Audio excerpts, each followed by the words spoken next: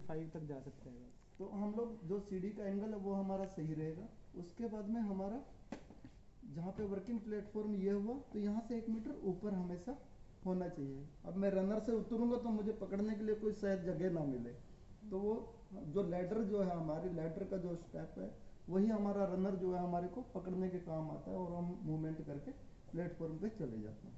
तो इसका भी हम लोगों को ध्यान रखना। दूसरा जो लैडर है, लैडर को हमेशा टाई करके रखना, बांध के रखना, चाहे वो आप कपलोक से टाइट कीजिए या फिर रस्सी के साथ में टाइट कीजिए, बांध के रखना भी बहुत जरूरी है।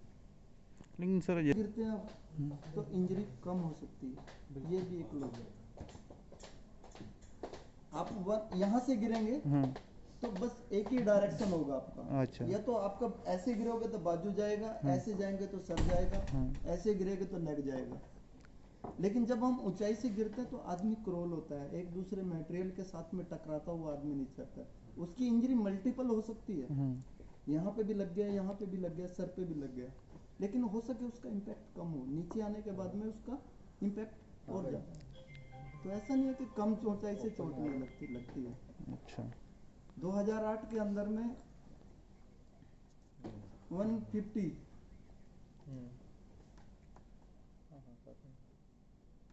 150 सेंटीमीटर 150 सेंटीमीटर से भी गिरने के बाद में भी आदमी की मौत हुई है।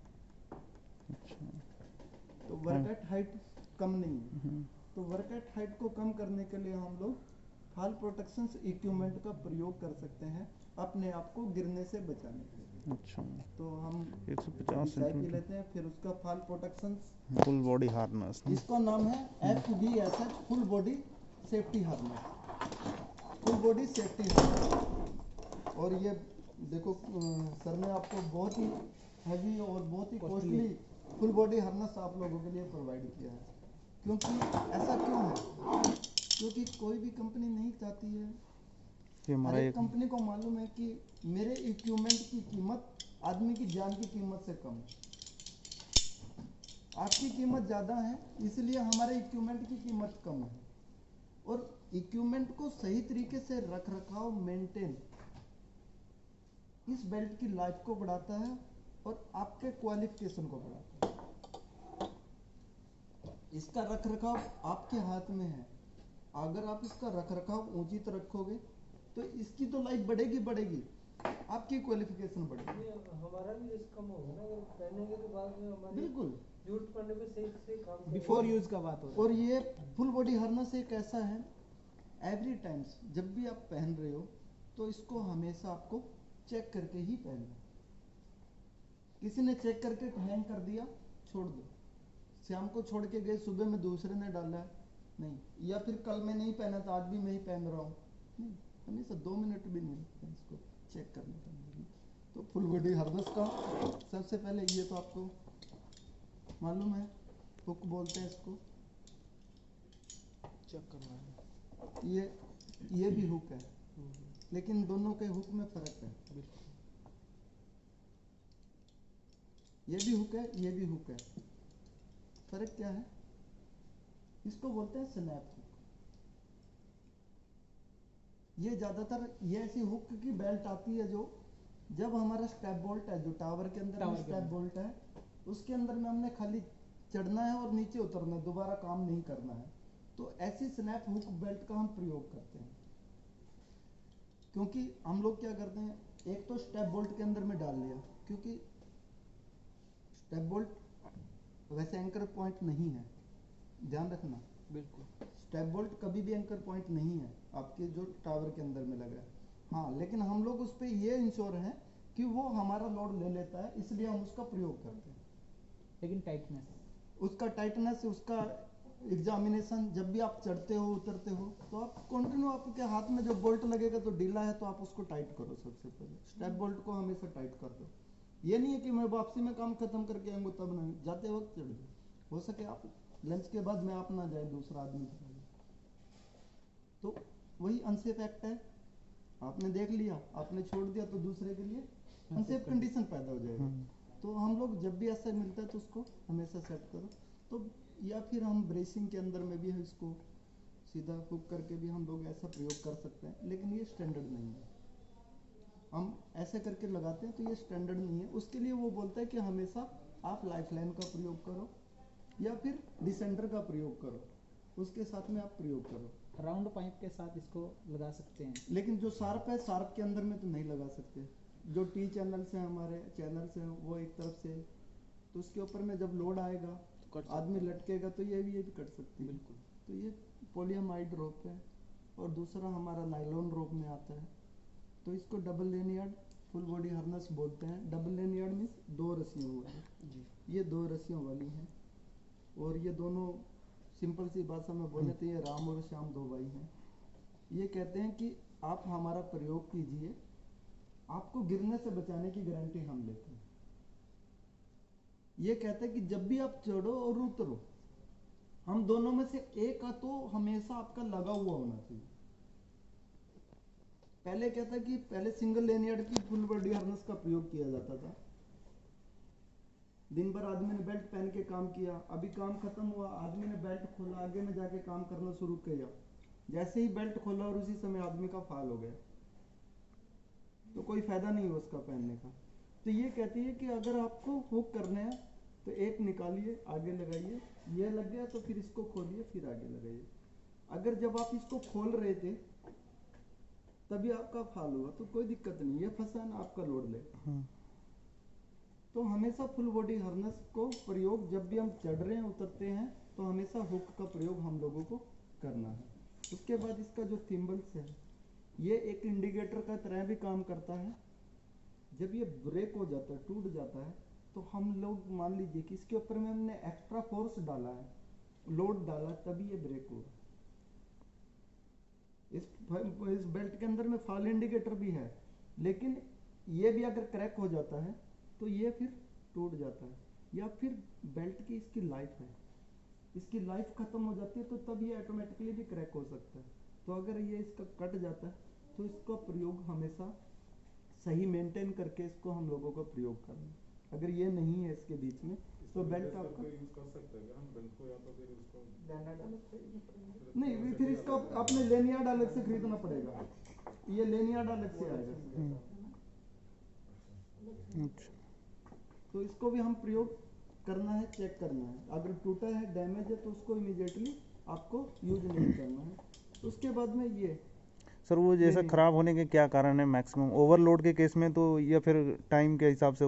एक तो ओवरलोड जब जिसके पास में आएगा तो ये क्रैक कर जाएगा। अच्छा। क्रैक करने के बाद में 2 भागों में बढ़ जाएगा, ये बीच से निकल जाएगा। ये जो देख रहे हैं ना सर, ऑलरेडी अलग से डला हुआ है, ये निकल जाएगा। उसके बाद में ये जब नहीं है तो आपका लोड डायरेक्ट इसके ऊपर में आएगा लेनियार्ड का। तो आप 2 बार 3 बार यूज करेंगे तो आपके रस्से को थिकनेस को कम करेगा, डैमेज कर देगा और आदमी का फाल हो जाएगा। अच्छा। टाइम के हिसाब से बोलेंगे सर तो ये बोलता है, रूल बोलता है कि एवरी 6 मंथ कोई भी ऑथराइज पर्सन इसको आके चेक करेगा और फिर इसका टीपीआई थर्ड पार्टी जो रहेगा इसके लिए वैसे third party full body harness के लिए थर्ड पार्टी भी रिक्वायर है एज पर फैक्ट्री एक्ट 1948। तो उसके बाद में ये हमारा लेनियार्ड है। लेनियार्ड के अंदर में एक और विजिबल इंस्पेक्शन करने का इसका तरीका है। अगर बेल्ट का आउटर साइड का ऐसे खोलेंगे ना सर, अगर अंदर से इसका कलर फेड हो जाता है तो हम लोगों को मानना है कि इसकी लाइफ खत्म हो चुकी है। कई बार क्या होता है कि बाहर का डाया तो सनलाइट में, बारिश में हम लोग काम करते हैं तो फेड हो सकता है, लेकिन इनर का जब ये आया तो नहीं होगा, लेकिन इनर का जब अगर पेंट इसका कलर चेंज हो गया तो हम लोगों को मानना चाहिए कि नहीं अब ये डिसऑर्डर। और दूसरा जो इसके बीच में ब्लैक कलर का ये थ्रेड देख रहे हैं सर, ये भी इसका एक सेफ्टी फैक्टर है। अगर ये इसके बीच से निकल गया जगह जगह से तो समझ लो इसकी लाइफ वीक हो गई है, क्योंकि ये तो पॉलीअमाइड रोप है सर, लेकिन जो ये थ्रेड बना हुआ है इसके बीच में, ये एक नेचुरल फाइबर का बना होता है, वो टूटता है। तो अगर ये ऐसे करके डैमेज हो जाता है तो हम लोगों को इसका भी चेक करना है। उसके बाद में चेक करने के बाद में ये आए हमारा, ये डी रिंग है सर, और ये हमारा क्या है, रोप ग्रैब। ये भी एक रोप ग्रैब नहीं है, फॉल अरेस्टर है एक किस्म का, ये हाँ बिल्कुल ऑब्जर्वर है। रेस्ट करता है, ऑब्जर्व करता है, झटके को कम करता है, फाल को ऑब्जर्व करता है, और उसके बाद में ये 1.5 मीटर और खुलता है। तो हम लोगों को इसको खाली इंस्पेक्शन में यही चेक करना है कि ये इसका जो बाहर की प्लास्टिक जो कवर है ये फटा हुआ नहीं होना चाहिए। अगर ये हमने खुद फाड़ दिया और ये खुल गया तो ये बेल्ट आपका डिस्कार्ड हो गया, और इसको एक बार खुलने के बाद में हम दोबारा प्रयोग नहीं कर सकते।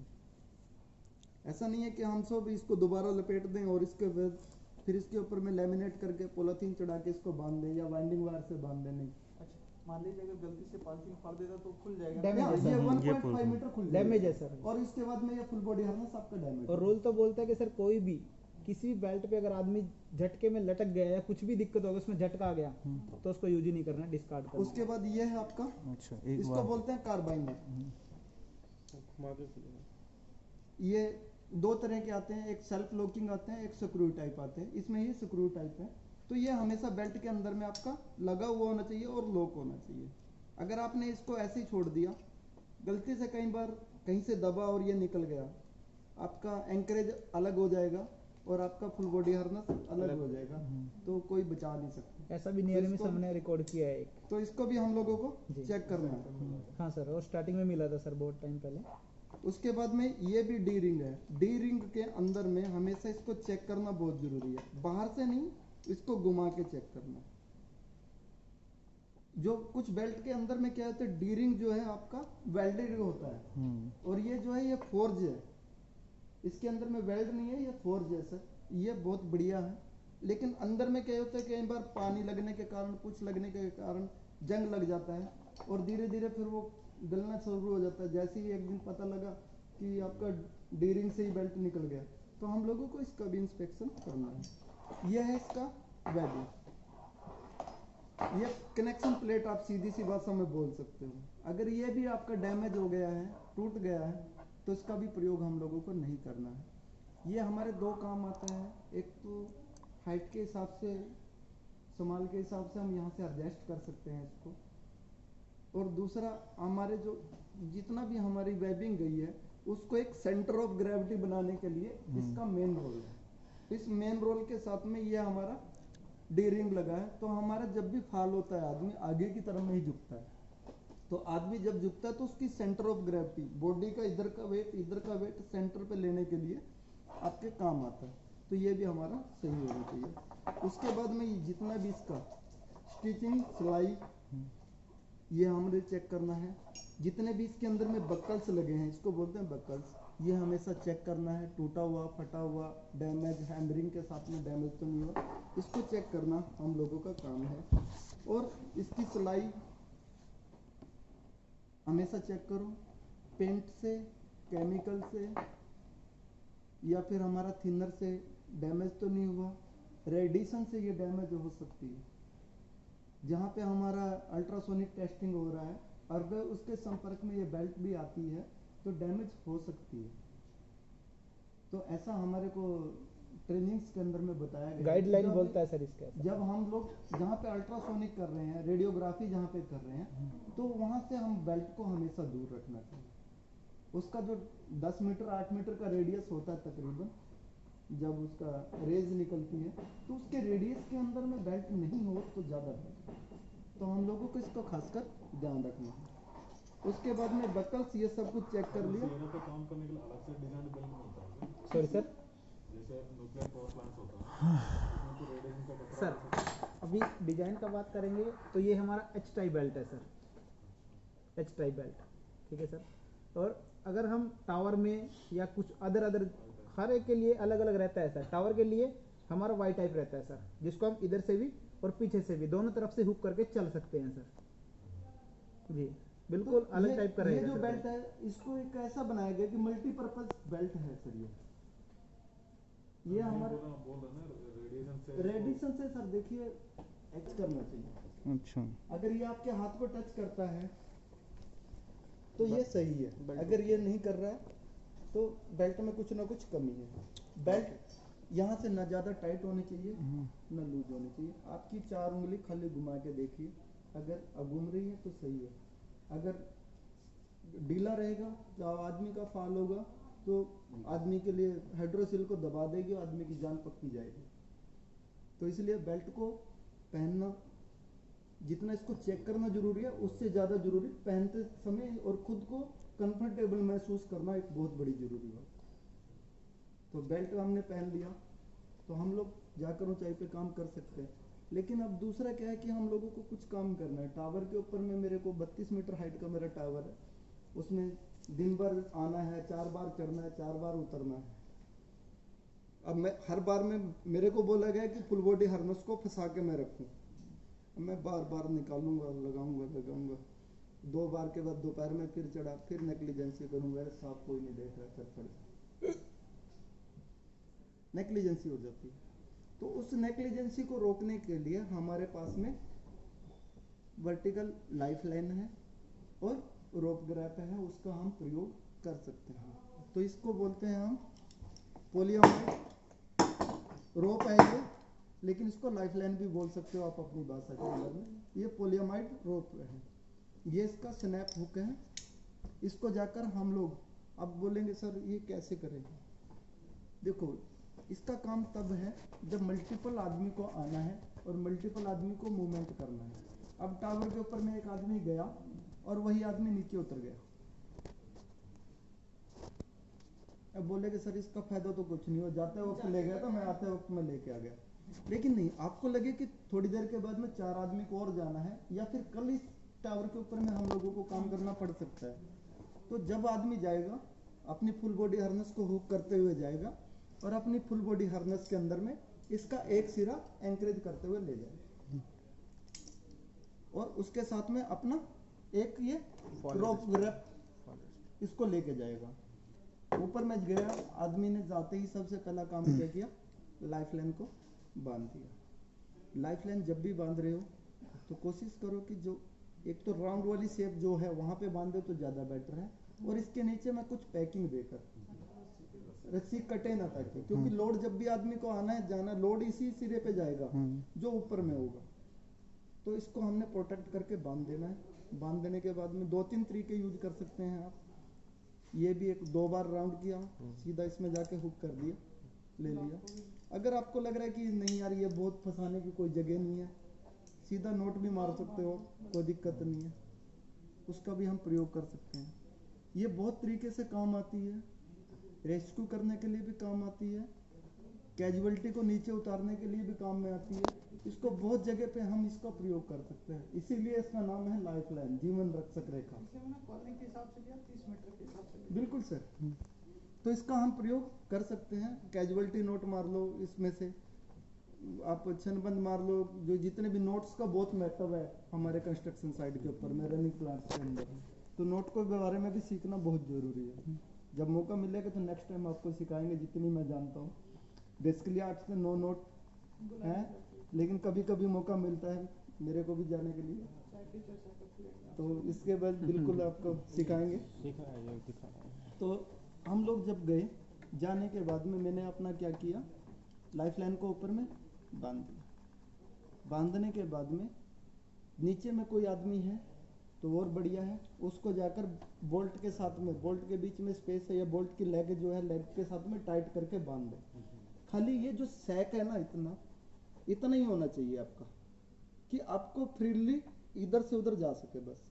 अगर ऐसा तो नहीं, लाइफ लाइन तो बांध दिया, इसमें सैक ज्यादा छोड़ दिया, आदमी का फाल हुआ तो फाल होने के बाद में वो टावर के चारों तरफ घूम रहा है। तो हम लोगों को क्या है, ये हमेशा टाइट होना चाहिए। तो टाइट होने के बाद में फुल बॉडी हार्नेस किया, उसके बाद में हमने प्रयोग करना है इसको रोप ग्रैप। तो रोप ग्रैप को खोलने का तरीका, सबसे पहले देखो इसके अंदर में एक एरो दिया है।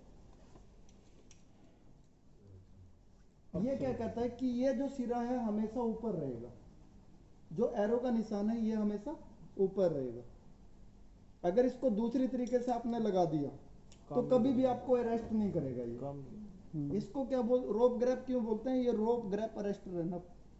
रोप को ये अरेस्ट करता है, पकड़ता है रोप को, आदमी को नहीं पकड़ता, रोप को पकड़ता है ये, और मैं हूं इससे कनेक्टिंग, तो ये मुझे अरेस्ट करेगा। तो जब भी इसको लगाना है तो ये हमेशा एरो ऊपर का होगा, इसको पकड़ना है, ऐसे नीचे करना है और इसको दबाना है। दबाने के बाद में इसको खोलना है। ये आपका ऊपर में हुक है और ये आपका रस्सा है।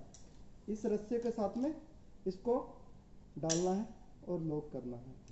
अब आप इसको साथ में फ्रीली कैसे भी जाइए और जैसे ही आपका फाल होगा तो आपको यहीं पे रोक लेगा, ये आपको गिरने नहीं देगा, बिल्कुल आपको इसी पोजीशन में रोक लेगा। और जब आप स्ट्रक्चर का सहारा लेके कुछ भी करके फ्री होंगे दोबारा फिर ये चालू हो जाए।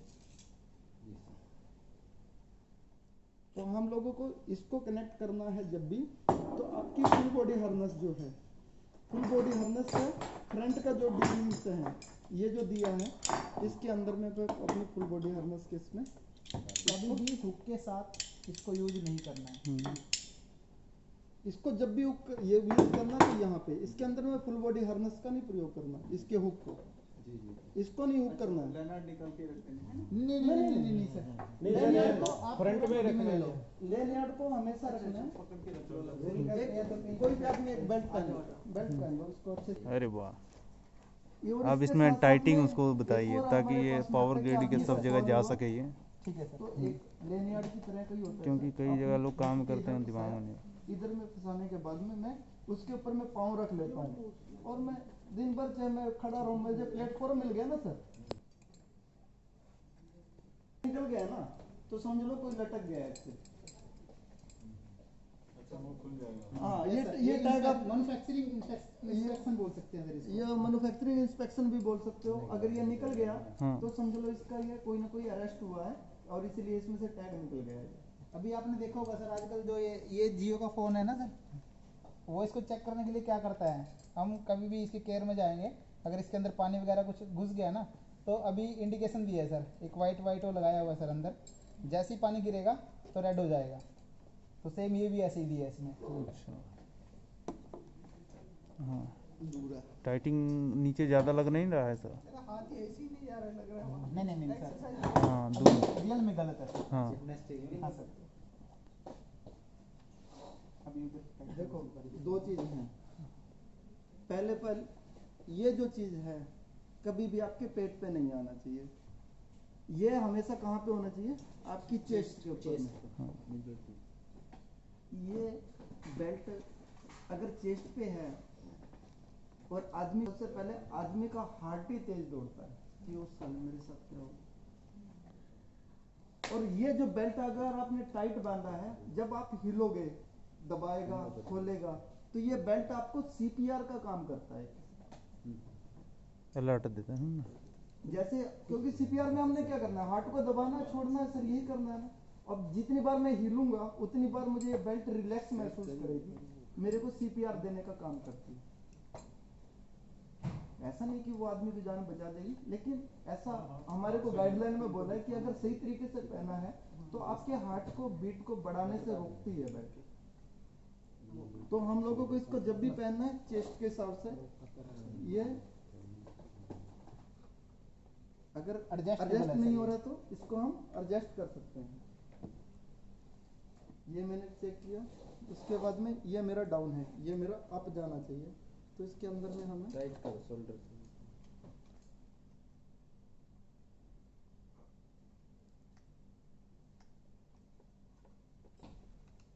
पूरा जोर लगा के तुमने टाइट मार दिया।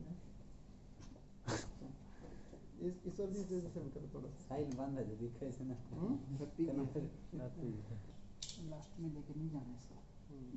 जब भी बेल्ट को पकड़ना है, बेल्ट को ऐसे लेना है, ऐसे लिया, ऐसे लेने के बाद में यहाँ से भी ले लो और यहाँ से निकाल लो, और उसके बाद में आप बेल्ट को यहाँ पे हुक कर लो। आपके सामने में है, जब भी आपको हुक करना है तो निकालना है, दोनों हाथ आपके फ्री हैं। अब दूसरा तरीका ये भी है, यहाँ से भी बांधते हैं, बांध सकते हो, लेकिन इजीली जो सही तरीका है बेल्ट का ये है, आपके पास में हुक है, आपने निकाला, लगा दिया, तो हम लोग इससे फुल बॉडी हार्नेस के हुक के काम आती है ये भी पॉइंट। और दूसरा जो काम है, अभी मुझे काम करना है, और ये करने के बाद में ये तरीका भी मैं यूज कर सकता हूँ, क्योंकि मुझे दूसरा रोप ग्रैब का प्रयोग करना है। तो रोप ग्रैब के अंदर में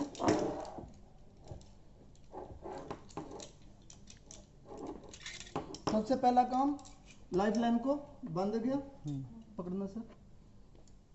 लाइफ लाइन के अंदर में मेरा एरो क्या बोलता है, ऊपर की साइड में, तो मुझे पकड़ना है, इसको लगाया, ये मेरा लॉक हो गया, ये सेल्फ लॉक है। अच्छा। अगर आप गलत तरीके से लगाने की इसको कोशिश करोगे तो लगेगा भी नहीं। अभी मैं इसको गलत तरीके से लगा रहा हूं तो ये कह रहा है कि नहीं, ये जो पिन है ऑटोमेटिकली आपके पास में आ नीचे गया, रहेगा। तो ये लगेगा ही नहीं। अब मैं इसको गलती से मैंने इसको हिला उला के मैंने लगा दिया तो ये कभी भी आपको अरेस्ट नहीं करेगा। लो, तो ये इसको जबरदस्ती की गलती हो गई सर।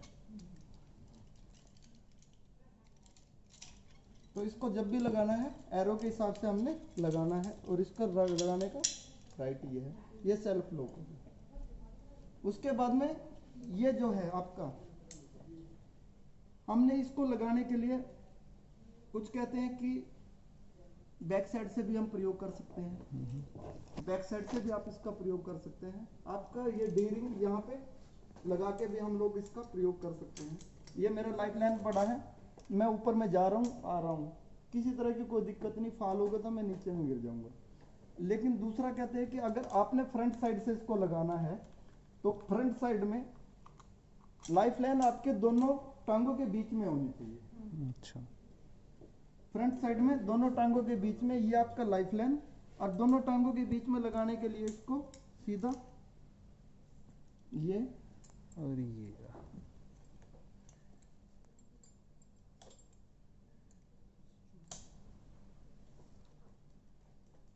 अभी बोल सकते हैं सर फिजिकली फिट नहीं है क्योंकि पेट बाहर आ गया। वो भी जरूरी है। तो ये अभी कैसे भी जाके सर ऊपर से नीचे तक आ सकता है, अगर ये बेल्ट हुक करे बगैर भी। अगर लाइफ लाइन हमारा बंदा है तो बिना बार हुक को बिना हुक किए भी अभी ये आदमी जा सकता है, क्योंकि इसका कैपेबल, इसका लोड जो है ये आपका लाइफ लाइन लेगा। लेकिन जब भी हम वर्टिकल लाइफ लाइन को बांधा है, एक आदमी एक रोप ग्रैप के साथ में और एक लाइफ लाइन पे एक ही आदमी जाए। एक आदमी टावर के ऊपर में पहुंच गया, दूसरा आदमी नीचे से चढ़ना शुरू करे। अगर आदमी के पास में, दोनों के पास में जाने के लिए है और प्लेटफॉर्म पे जाना है, रोप ग्रैप एक है, तो हम लोग इसका प्रयोग, लाइफ लाइन टाइट है, एक ही रोप ग्रैप है, ऊपर में आदमी गया, फुल बॉडी हार्नेस को हुक किया, अपना काम करना शुरू किया, नीचे वाले आदमी को आना है। रोप ग्रैप को ही जैसे मैंने अभी बताया था, इसको उल्टा करके थोड़ा सा, या फिर इसको उल्टा नहीं करेंगे तो ये जो बक्कल्स है, इस बक्कल को खोलने के बाद में इधर डाल देना है, इसको इसके बीच में डाल देना है, ताकि वो सीधा रहेगा, ये आपका सीधा रहेगा और आपका ये रोप ग्रैप नीचे आता रहेगा, अपने आप आ जाएगा। अपने आप आ मेन जाएगा। लोग तो नीचे वाला वही है। हाँ, वो नीचे फॉलो Yes. तो Yes, sir. उसकी ड्रेसिंग चेंज हो जाएगी ना। अगर उल्टा करेंगे तो डायरेक्शन चेंज हो जाएगा, फिर वो आएगा नहीं। तो और क्योंकि पहले तो वो लगेगा नहीं, गलती से मैंने लगा भी दिया तो फिर वो पहुंच तो जाएगा, कोई दिक्कत नहीं है। लेकिन उसके अंदर में नीचे वाला आदमी गलती के सोचेगा chances यार बढ़ ये जाते तो हैं, ठीक ही आया, ऊपर से गलती के चांसेस बढ़ जाते हैं फिर उसमें। तो वो नीचे वाला आदमी गलत कर सकता है। तो उसको कुकिंग करना सही कुकिंग करना सही है, ये इसका बेस्ट तरीका है कि हमने ऊपर से जब भी भेजना तो नीचे में भेज दिया, ये रोप ग्रैप हमारा नीचे चला गया, हो गया। लेकिन जब भी नीचे में जाता है सर तो टावर के पास में पैकिंग होना जरूरी है sir. Yes sir.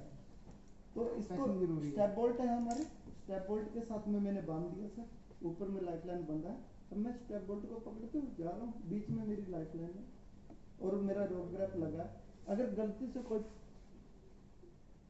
Step bolt टूट जाता है, जो मेरे हाथ से स्लिप कर जाता है तो कोई दिक्कत नहीं। हाँ, लेकिन देखो सर, जब गिरता है आदमी तो थोड़ा बहुत हाथ पाँव का स्ट्रक्चर के साथ में टकरा सकता है, लेकिन आदमी किसी सामान के ऊपर में डायरेक्ट नहीं गिरेगा और जो चोट का जो इम्पैक्ट है वो कम। 1500 kN तक जो लोड है हमारा, जो स्ट्रक्चर ले सकता है, तो वहाँ पे उसको हम इंक्रीज पॉइंट के लिए प्रयोग कर सकते हैं।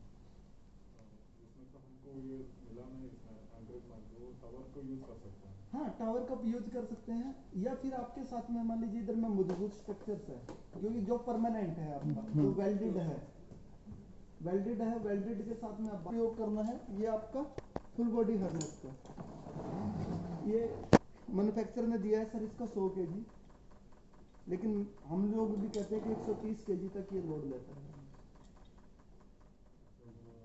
इसका जो डाया है 4 mm है। अगर 8D स्क्वायर निकालेंगे, वायर रोप सीलिंग का 8D स्क्वायर निकालेंगे सर, तो 8D स्क्वायर निकालने का फॉर्मूला है डाया इंटू डाया इंटू 8। तो उस वायर रोप सीलिंग की SWL सेफ वर्क लोड निकलता है। मान लीजिए मेरी 12 mm की सीलिंग है और 12 mm की सीलिंग मेरा कितना लोड उठाएगी। अब मेरे को कोई मटेरियल लिफ्ट करना है तो मेरा कितना लोड उठाएगी, तो 8 into dia into 8 12 12 144 multiply 8 1152 kg। तो 1152 किलो यानी कि लमसम ये केजी में आएगा। लमसम आपका 1 टन से ऊपर माल उठा सकती है 12 mm डाई की जो सीलिंग है। अगर मेरे को लोड मालूम है कि मेरे को 1152 किलो उठाना है तो मुझे कितने mm की सीलिंग चाहिएगी, तो 1152 डिवाइडेड बाई 8 और उसका अंडर रूट निकाल दीजिए तो आपका डाया आ जाएगा, वो 12 mm की सीलिंग चलेगी। तो ये हमारी कितनी है 4 mm है। इसका जो थिकनेस है ये है गैल्वेनाइज्ड स्टील है ये सारा का सारा, और इसका डाया है 4 mm। 4 mm में भी आता है और कर्म में आता है सर 6 mm का, ये औद्योगिक का है। कर्म में 6 mm आता है और इसको बोलते हैं retractable fall arrester. 10 metre 15 metre 25 metre 32 35 आता है वैसे तो, ये 32 लिखा है, 35 मीटर यहाँ पे आता है। तो हम लोगों को रिट्रैक्टेबल फॉल अरेस्टर जब भी प्रयोग करना है तो सबसे पहले हमारी हाइट क्या है उसको सबसे पहले ध्यान रखना है। अब मान लीजिए मेरी हाइट है सर 15 मीटर की, मैं 32 मीटर का क्यों लगाऊं? क्योंकि 32 मीटर का लगाऊंगा तो इसका वेट भी ज्यादा है, क्यों लगाऊं? तो मेरे पास में अगर 15 मीटर का है तो मैं 15 मीटर का रिट्रैक्टेबल फॉल अरेस्टर लगाऊंगा। और आजकल तो 1 टन के लिए 1 टन के लिए छोटे छोटे इक्विपमेंट खुद के लिए आ गया, उसे अपनी फुल बॉडी हार्नेस के साथ में परमानेंटली रखते हैं। ले भाई एक बार हुक किया मैंने कि जैसे मर्जी काम किया। तो रिट्रैक्टेबल फॉल अरेस्टर का काम क्या है, ये फ्रीली आपको लेके जाएगा आएगा। थोड़ा सा क्या है टेंशन रहती है इसके ऊपर में, क्योंकि जब हम इसको हुक करते हैं तो सीलिंग जो है ना उसको थोड़ा सा पीछे की तरफ में खींचने की कोशिश करता है। लेकिन जब भी आपका झटका लगेगा, जैसे ही झटका लगा, इसको झटका चाहिए, झटका लगेगा तो झटके के साथ में तुरंत उसी पोजीशन में लॉक हो जाएगा। जैसे हमारी गाड़ी की सीट बेल्ट है, सीट बेल्ट की तरह काम करता है। तो आपको उसी पोजीशन में रखेगा, तब तक आप स्टेबल होइए, थोड़ा सा संभलिए, वापिस आएंगे तो ये फिर ये काम करना शुरू कर।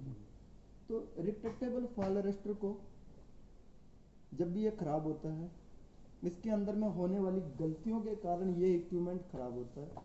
मेरे हिसाब से इसका इक्विपमेंट की कीमत 30 प्लस ही होगा शायद, हाँ 30 प्लस है ये इक्विपमेंट, 35,000 का ये इक्विपमेंट है। लेकिन हमारी लापरवाही के कारण ये खराब होता है। पहला कारण थ्रो, जहां से खोला ऊपर से नीचे फेंक दिया, केजिंग इसका खत्म, ये खराब। दूसरा, अब मैं नीचे आ गया, नीचे आने के बाद में मैं तो नीचे उतर गया, रिट्रैक्टेबल ऊपर लगा, ऊपर से छोड़ दिया, गया पूरा नीचे तक ये आदमी आ गया, पूरी निकाल दी एकदम। इसके अंदर में ये देखिए रस्सी पड़ी है, निकालिए और मैं जाकर काम को शुरू कर सकता हूँ। तो ऐसा नहीं है, लेकिन ये कंस्ट्रक्शन साइट पे कपड़े सुखाने के काम आती है, मुझे मालूम है। तो कपड़े सुखाने वाले ये सर बिल्कुल हुआ है सर, ये रियल 5 बार 6 दूरा करने के बाद में इसको भी रिट्रैक्टेबल फॉल अरेस्टर को भी इसी से बांध सकता हूँ, इसकी कैपेसिटी जी। ये सर हाँ सर, लेकिन एड्ज प्रोटेक्शन अपने को देना है। अगर 5-6 दूरा किया, रस्सी को इसके साथ में बांध दिया तो ये कैपेबल है सर आपका लोड लेने के लिए, लेकिन सिंगल नहीं बांधना है। और दूसरा जो मेन है इसका, यहाँ पे लेके आना, छोड़ देना है, बारिश से बचा के रखना है, डस्ट से बचा के रखना है, कभी कुछ नहीं करना, कुछ नहीं करना है। गैल्वेनाइज्ड स्टील की वायर रोप है, खाली हम लोगों को काम क्या करना है, जब भी इसको करना है तो बस एक आदमी लेते जाए, पकड़ना, यहाँ तक लिया, ऐसे पकड़ने के बाद में खाली बस ये इसको चेक करना है। अगर इसके अंदर में कहीं से भी कोई तार निकली है तो इसको चेक करने के लिए ग्लव्स का प्रयोग करो, क्योंकि गैल्वेनाइज्ड स्टील है, हाथ में भी चुभ सकती है।